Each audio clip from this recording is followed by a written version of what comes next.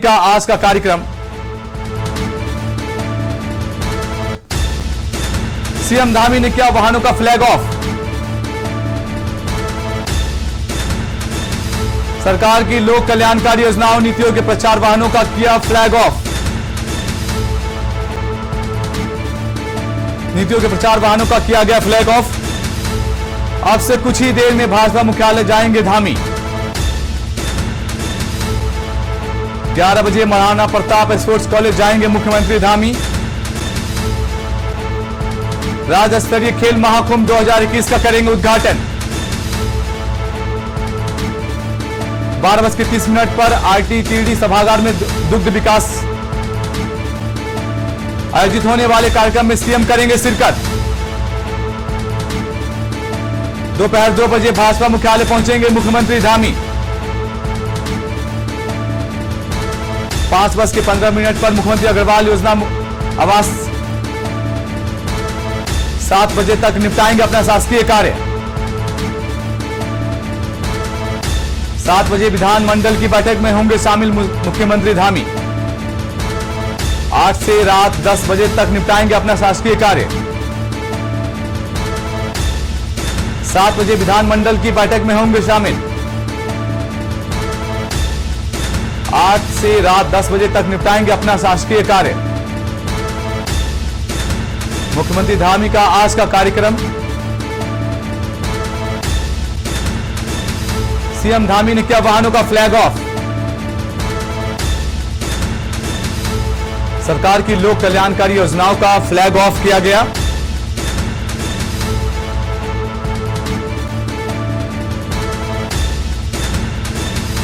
अब से कुछ ही देर में भाजपा मुख्यालय जाएंगे सीएम धामी।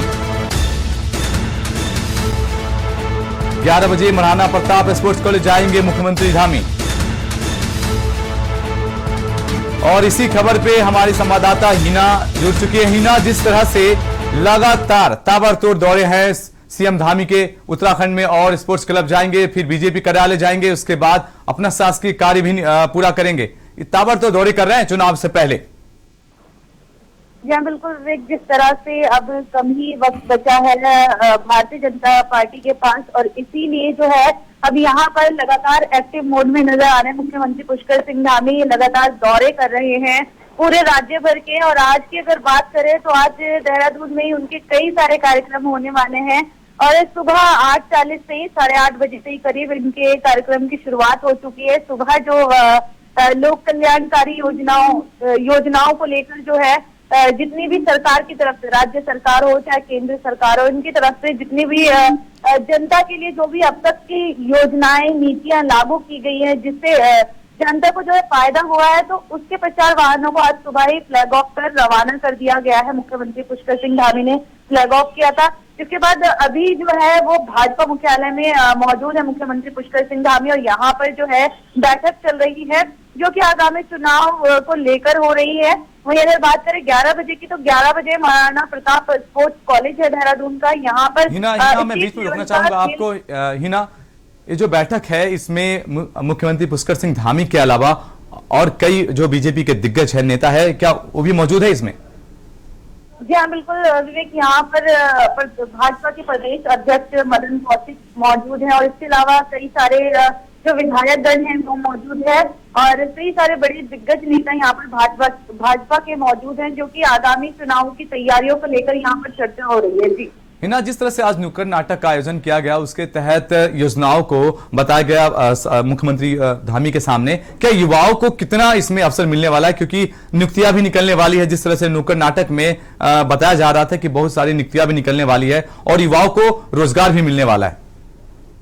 जहाँ लगातार मुख्यमंत्री पुष्कर सिंह धामी जैसे कि युवा प्रदेश के युवा मुख्यमंत्री ये बताया जाता है, भाजपा जो है इस नारे के साथ यहाँ पर जो लोगों को, युवाओं को लुभाने की कोशिश कर रही है, और कई जगह पर जो है भर्तियां यहाँ पर निकलती नजर आ रही हैं। लेकिन वहीं कहीं ना कहीं युवाओं में एक आस भी है मुख्यमंत्री पुष्कर सिंह धामी को लेकर के। युवा हैं तो हम जैसे बेरोजगार युवाओं की पीड़ा समझेंगे और हमारे लिए कुछ करेंगे। तो यहाँ पर कई सारे जो युवा हैं प्रदेश के, वो कहीं ना कहीं मुख्यमंत्री पुष्कर सिंह धामी से उम्मीद लगा रहे हैं। हिना, ये पूरी जानकारी हम साझा करने के लिए धन्यवाद आपका। सरकार की लोक कल्याणकारी योजनाओं को लेकर फ्लैग ऑफ किया गया वाहनों का। सीएम धामी ने फ्लैग ऑफ किया वाहन। नुक्कड़ नाटक के माध्यम से उन्होंने योजनाओं को बताया। अब से कुछ ही देर में भाजपा मुख्यालय जाएंगे धामी। खबर नैनीताल से है, जहां आयुक्त कुमाऊं मंडल की दीपक रावत बीडी पांडे चिकित्सालय निरीक्षण करने पहुंचे। वहां पहुंचकर उन्होंने हॉस्पिटल वार्डों के उपकरण का जायजा लिया। वहीं इस दौरान उन्होंने कहा कि अस्पताल की व्यवस्थाएं संतोषजनक पाई।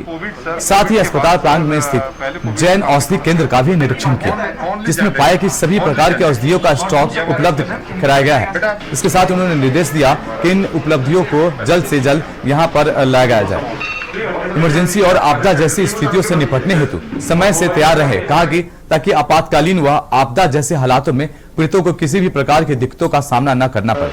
वहीं कोरोना टेस्टिंग को लेकर उन्होंने कहा कि समय से सरकार द्वारा दिए गए लक्ष्यों को पूरा करना प्राथमिकता रहेगी। कोविड के बाद सर, पहले कोविड में काफी कम हो गया था, ओनली जनरिक। और देखिए, माननीय मुख्यमंत्री जी के निर्देश हैं मुझे कि, और सभी ऑफिसर्स को जो मेरी टीम में है, कि जो जहाँ पे भी बेसिक फैसिलिटीज पब्लिक को मिलती हैं, चाहे हेल्थ की हो, अन्य फैसिलिटीज, उनको देखा जाए कि मौके पे कोई दिक्कत तो नहीं आ रही है। उसी क्रम में बीडी पांडे का आज मैंने एक इंस्पेक्शन किया और ऑन द होल मैंने जो फंक्शनिंग देखी अस्पताल की, वो मुझे अच्छी लगी। और इनफैक्ट जेनरिक दवाइयाँ में देखने गया था, उनका स्टॉक पर्याप्त था, बाकी एसेंशियल ड्रग्स का स्टॉक पर्याप्त था, स्पेशलिस्ट हमारे पास हैं, अल्ट्रासाउंड भी यहाँ पे हो रहा है, मैन पावर अवेलेबल है, साफ सफाई की कंडीशन भी अच्छी थी। इसमें केवल मेरा ये निर्देश यहाँ पे जो पीएमएस साहब है, उनको केवल इतना है कि जो हमारी चीज़ें फैसिलिटीज़ हैं वो रनिंग रहें। कई बार ऐसा होता है कि हम लोग रूटीन में काम करते रहते हैं, कुछ चीज़ें छूट जाती हैं, जैसे गीज़र का थोड़ा सा इशू है, टॉयलेट्स अच्छी कंडीशन में हैं, इनको वो देखते रहेंगे तो हमारी जो फैसिलिटीज़ बनी रहेंगी। इनके जो पब्लिक नंबर्स हैं उनका डिस्प्ले अच्छा हो, इमरजेंसी में किसी को यूज़ करना, भी बर्फ पड़ने वाली आप जानते हैं, कोई आपदा आ जाएगी, एक्सेस होना चाहिए। एम्बुलेंसेज हमारी रेडी मोड में रहें, क्योंकि कई बार हायर सेंटर में रेफर करना पड़ता है। ये सब निर्देश दिए हैं, कुल मिला के काम अच्छा हो। खबर रुद्रप्रयाग से है, जहां हरियाणा की तर्ज पर ग्रेड वेतनमान देने और आउटसोर्स के माध्यम से भर्ती प्रक्रिया को समाप्त करने की मांग को लेकर राष्ट्रीय स्वास्थ्य मिशन शर्मिंदा कर्मचारियों ने कार्य बहिष्कार किया। इस दौरान इमरजेंसी सेवाओं को छोड़कर अन्य सभी कार्य बाधित रहेंगे। कर्मचारियों के हड़ताल पर चले जाने से एनएचएम से संबंधित सभी कार्य प्रभावित हो गए। उनका कहना है कि यदि दिसंबर से पूर्व उनकी मांगों पर कोई कार्रवाई नहीं हुई तो वे अनिश्चितकालीन हड़ताल पर चले जाएंगे।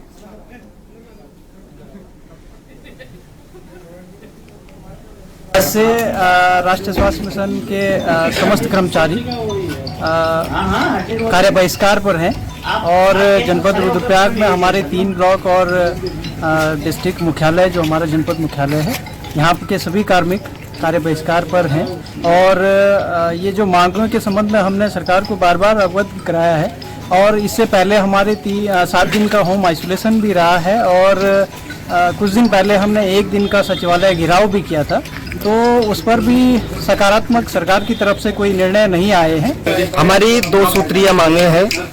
सरकार को हम बार बार चेता रहे हैं कि हमारी 2 मांगे हैं। एक, हरियाणा सरकार की तर्ज पे हमारी जो है कि आचार पॉलिसी लागू की जाए, ग्रेड वेतन दिया जाए। और दूसरी मांग है कि आउटसोर्स से जो कर्मचारी रखे गए हैं उनको जिला स्वास्थ्य समिति में समायोजित किया जाए। खबर सितारगंज से, जहां बढ़ती ठंड को लेकर कांग्रेसियों ने तहसीलदार को ज्ञापन सौंपा। ज्ञापन में कहा कि ठंड का मौसम शुरू हो चुका है, सूर्य अस्त के बाद ठंडी हवाओं के साथ कड़ाके की ठंड पड़ रही है। ऐसे में सार्वजनिक स्थानों पर नगरपालिका स्तर से अलाव जलाने की आवश्यकता है। साथ ही शासन प्रशासन के स्तर से निर्धन व गरीब परिवारों को गर्म कंबल उपलब्ध कराए जाने की आवश्यकता है। वरिष्ठ कांग्रेसी नेता सोनू माटा ने कहा कि नगर के मुख्य चौक, अमरिया चौक, रोडवेज स्टेशन, सामुदायिक स्वास्थ्य केंद्र व अन्य सार्वजनिक स्थानों पर अलाव बनाने की अपील की।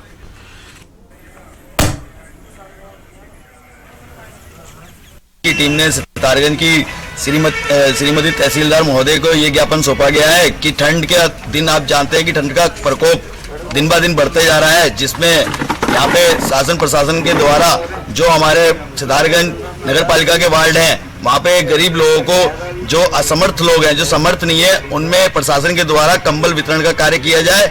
और नगर पालिका प्रशासन से भी हमारा निवेदन ये रहेगा कि जल्द से जल्द अलाव की व्यवस्था की जाए। जिस प्रकार से सुबह के समय कोहरा होता है और शाम के समय हर चौराहे पे कोहरा होता है, शहर के अंदर कोहरा होता है तो हर चौराहे पे, चाहे अमरिया चौराहा हो, नुकुलिया चौराहा हो, बिष्टी चौराहा हो, MP चौक हो, सब जगह अलाव की व्यवस्था नगर पालिका प्रशासन के द्वारा की जाए। ये हमारा नगर पालिका प्रशासन से निवेदन है।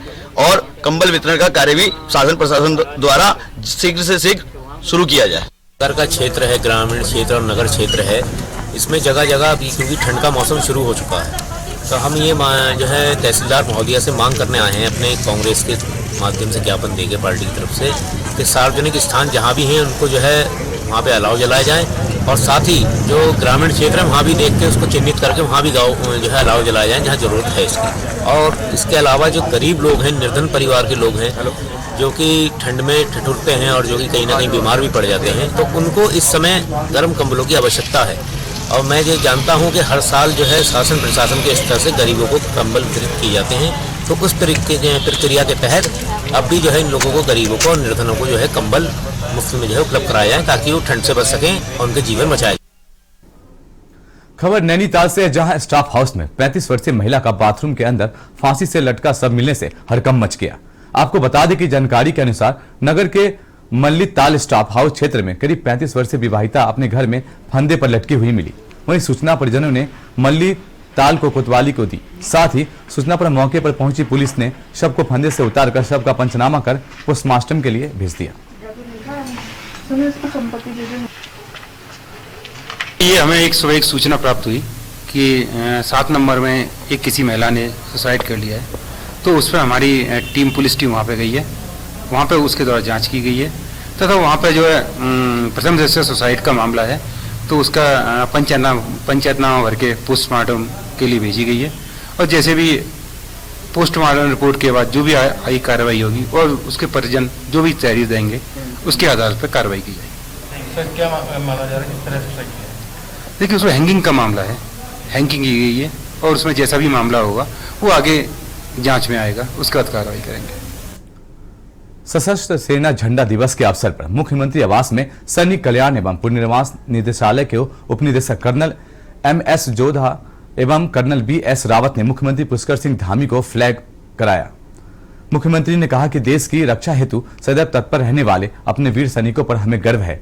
सशस्त्र सेना झंडा दिवस का यह अवसर राष्ट्र के लिए सहज प्रहरियों के अविस्मरणीय बलिदानों और सेवाओं को स्मरण करने और उनके प्रति कृतज्ञ प्रकट करने का भी दिन है। मुख्यमंत्री श्री पुष्कर सिंह धामी ने नागरिक के साथ सशस्त्र झंडा दिवस कोष में सैनिक परिवारों के कल्याण के लिए अपना योगदान देने की भी अपील की।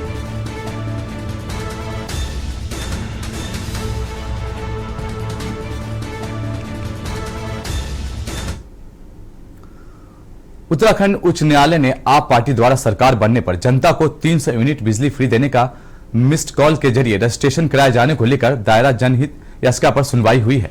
सुनवाई के दौरान इलेक्शन कमीशन के अधिवक्ता की कोर्ट में अनुपस्थिति चलते मामले की सुनवाई के लिए 9 दिसंबर की तिथि नियत है। बता दें कि देहरादून विकासनगर निवासी संजय जैन, जो कि पूर्व में उत्तराखंड अल्पसंख्यक आयोग के सदस्य रह चुके हैं, उन्होंने उच्च न्यायालय में जनहित याचिका दायर कर कहा कि आप पार्टी के कर्नल अजय कोठियाल द्वारा उत्तराखंड की जनता को प्रलोभन देकर मिस कॉल पर कार्ड देकर 300 यूनिट फ्री देने का रजिस्ट्रेशन करवाया जा रहा है। इसका कर्ता का यह भी कहना है कि आप पार्टी द्वारा लिखित रजिस्ट्रेशन कराना पूरी तरह असंवैधानिक है। आप पार्टी अपने फायदे के लिए सब कुछ किया जा रहा है, इसमें रोक लगाई जाए। ये श्री संजय जैन है और ये अल्पसंख्यक आयोग उत्तराखंड के सदस्य रहे हैं पूर्व में। इन्होंने एक याचिका दाखिल की है माननीय उच्च न्यायालय में कि ये अजय कोठियाल है, रिटायर्ड कर्नल, यहाँ इन्होंने एक वो मिस कॉल के द्वारा रजिस्ट्रेशन करा रहे हैं कि जो रजिस्ट्रेशन कराएंगे उनको बिजली 300 यूनिट फ्री दी जाएगी। उनका कहना है याचिकाकर्ता का कि ये लिखित में इस तरह के रजिस्ट्रेशन नहीं करा सकते और ये जो रजिस्ट्रेशन कराएंगे उन्हीं को बिजली देने का ये कह रहे हैं, सबको बिजली नहीं देंगे। इस बात पे हमें आपत्ति है। ना इन्होंने वर्तमान सरकार से बिजली फ्री सप्लाई करने के लिए कोई प्रयास किया है।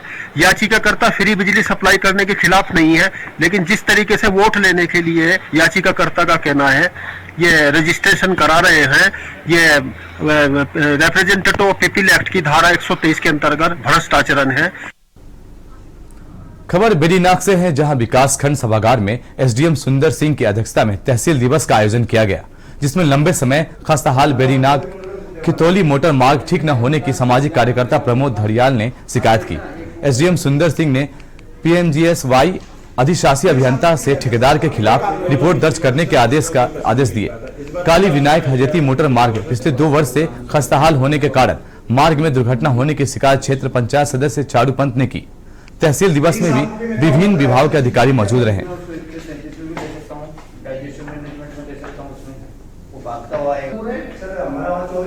अभी प्रशासन स्तर से अभी तक कोई कार्रवाई नहीं हो रही है। 2 साल से कलमट टूटा है, कभी भी जनहानि हो सकती है। अगर क्षेत्र में कोई जनहानि होगी इसके लिए लोक निर्माण विभाग के खिलाफ शीघ्र चलता आंदोलन करने के लिए बाध्य होगी। बार बार अवगत कराने के बाद भी कोई कार्यवाही न होना बड़े शर्म की विषय है। आज दूसरी बार मैंने तहसील दिवस में इस मुद्दे को उठाया है, जिससे कभी भी कोई भी दुर्घटना हो सकती है।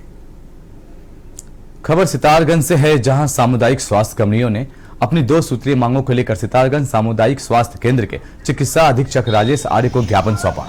इसके सामुदायिक स्वास्थ्य केंद्र के सामने धरना दिया, साथ ही 3 दिवसीय कार्य बहिष्कार पर चले गए।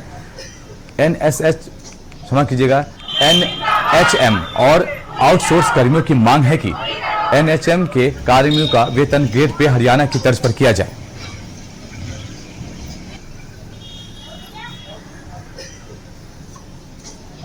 ये हमारा 3 दिन का कार्य बहिष्कार जो है 7, 8, 9 का रहेगा। इसमें हमारी जो मुख्य मांगे 2 हैं। नंबर 1, हरियाणा राज्य की तर्ज पर, जैसे हरियाणा राज्य में जो हमारे NHM जो एम्प्लॉई हैं उनको जो वेतन मिल रहा है, वो वेतन हमारे जो विसंगति है यहाँ पे हरियाणा के प्रखंड की, उसकी हमारी एक मांग है कि जैसे हरियाणा राज्य में मिल रहा है वेतन वैसे हमें मिले। नंबर 2 ये है कि जो आउटसोर्सिंग एजेंसीज जो यहाँ पे हायर कर रही हैं, जो मैन पावर सप्लाई कर रही हैं, उनको आउटसोर्सिंग हटा के जो जिला स्वास्थ्य सेवा समिति उसके अंडर में समाहित किया जाए। आगे की रणनीति क्या है? आगे की रणनीति ये है कि हम 3 दिन का तो कार्य बहिष्कार रहेगा। अगर सरकार हमें मांगे नहीं मांगती तो हम अनिश्चितकालीन के लिए हड़ताल पर चले जाएंगे। आगे जो राष्ट्रीय स्वास्थ्य मिशन के कर्मचारी प्रदेश व्यापी हड़ताल में है, उसी क्रम में हमारे सामुदायिक स्वास्थ्य केंद्र सितारगंज के NHM कर्मी और आउटसोर्सिंग कर्मचारी ये दोनों हड़ताल पे हैं। इनकी मुख्यतः मांग ये है कि हरियाणा प्रदेश की तर्ज पर ही इनको ग्रेड वेतन मान दिया जाए। साथ ही जो आउटसोर्सिंग के कर्मचारी हैं उनको NHM में समायोजित किया जाए। तो मूलतः इनकी 2 मांगे हैं और दोनों ही मांगों का निराकरण वो स्थानीय स्तर पे नहीं हो सकता। इस संबंध में जो हमारी सरकारें हैं, हमारे उच्च अधिकारी हैं और हमारे शासन है, उनको इस विषय पर निर्णय लेना है। इनकी जो प्रथम चरण की हड़ताल है वो 7 तारीख से 9 तारीख तक चलेगी। रुकते हैं एक छोटे से ब्रेक के लिए। आप देख रहे हैं के न्यूज, खबरों का सारथी।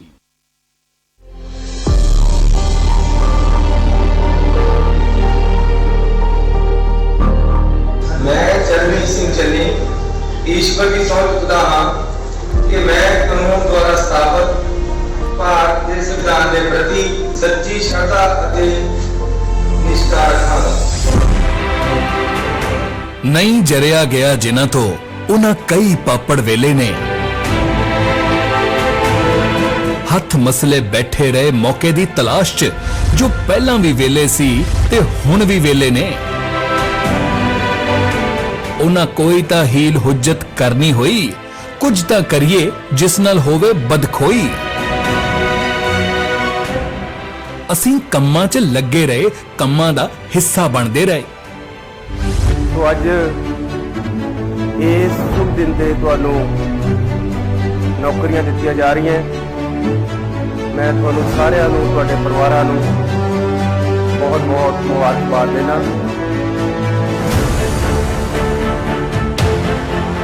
2 किलोवाट तक जिन्हां दा कनैक्शन है उन्हां सारिआं दे पुराने बकाए माफ। ओ सड़दे रहे, पंजाब लई हुंदे कम्मां च रोड़ा बनदे रहे। सारे ताने सिद्धे कर दांगा, ना बेअदबी वाले बख्शने ना नशियां दे सुदागर बख्शने।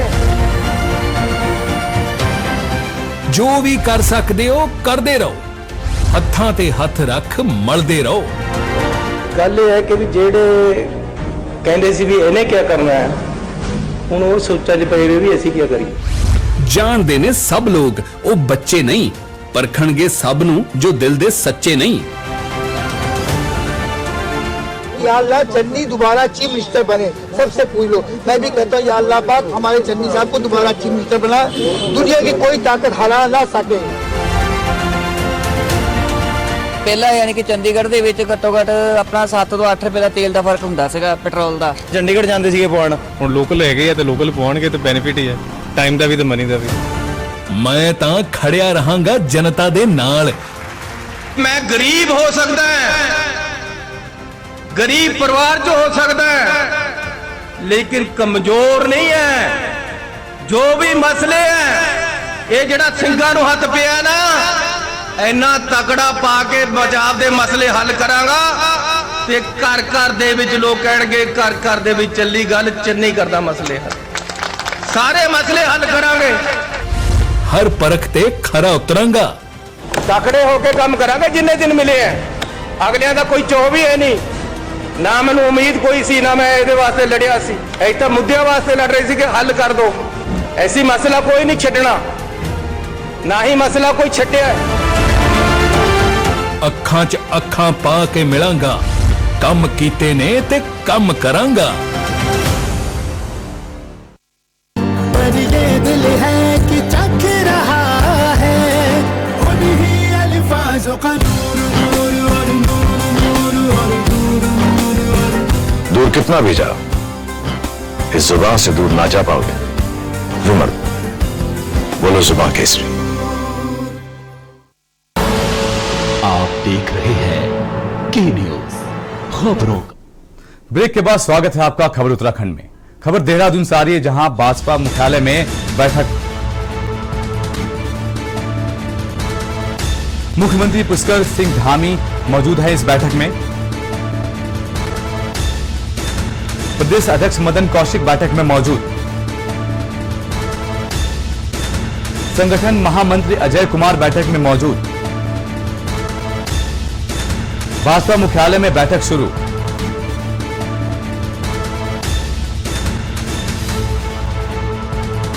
संगठन राष्ट्रीय महामंत्री BL संतोष भी मौजूद।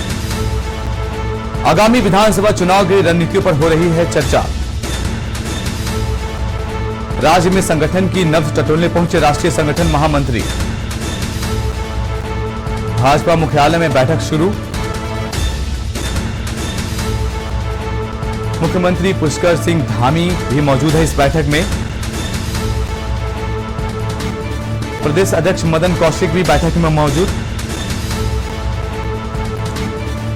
संगठन महामंत्री अजय कुमार बैठक में मौजूद। भाजपा मुख्यालय में बैठक शुरू। संगठन राष्ट्रीय महामंत्री BL संतोष बैठक में मौजूद। आगामी विधानसभा चुनाव की रणनीति पर हो रही है चर्चा।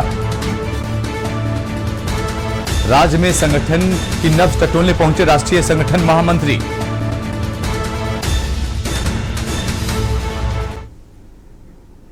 खबर लाल कुआं से है, जहां दिसंबर महीने का पहला तहसील दिवस मनाया गया। इस मौके पर क्षेत्रीय विधायक नवीन दुमका पहुंचे। इस दौरान सभी विभाग के अधिकारी मौजूद रहे और भारी संख्या में क्षेत्र के लोग अपनी समस्या लेकर तहसील दिवस में पहुंचे, जो कि विधायक और अधिकारियों ने उनकी समस्या सुनी और जानी और कई समस्याओं का मौके पर ही निदान किया गया। विधायक ने कहा कि इस महीने के अंदर उत्तराखंड के मुख्यमंत्री पुष्कर सिंह धामी का भी लाल कुआं विधानसभा में एक दौरा होगा।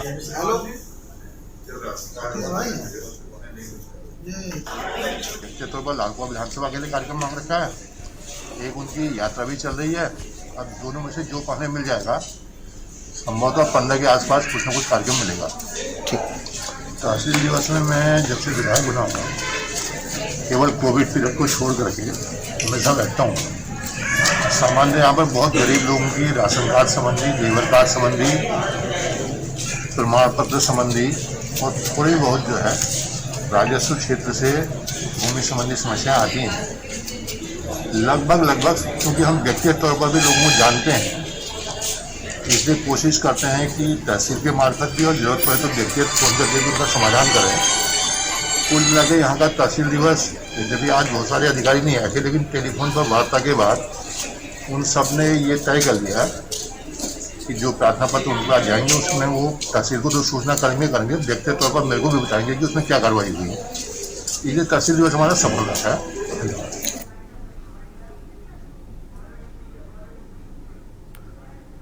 खबर काशीपुर से है, जहां 3 दोस्तों की बैठक के दौरान अचानक गोली लगने से प्रांतीय उद्योग व्यापार प्रतिनिधि मंडल के पूर्व संगठन मंत्री नीसू अरोड़ा की मौत हो गई। सूचना मिलते ही पुलिस ने मृतक के शव को कब्जे में लेकर पोस्टमार्टम के लिए भेज दिया।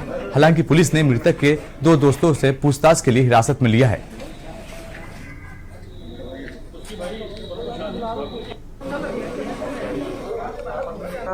कल रात जसपुर खुर्द क्षेत्र में एक गोलीबारी की घटना हुई।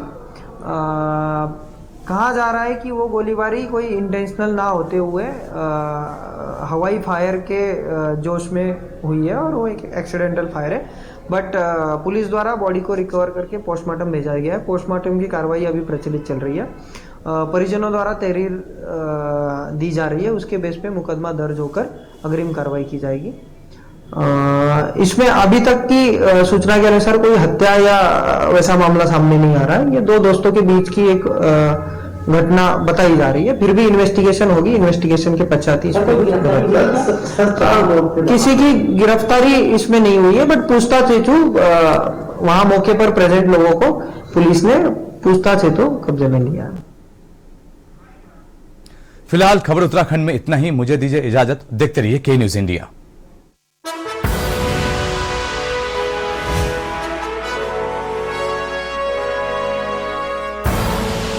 आप देख रहे हैं के न्यूज, खबरों का सारथी।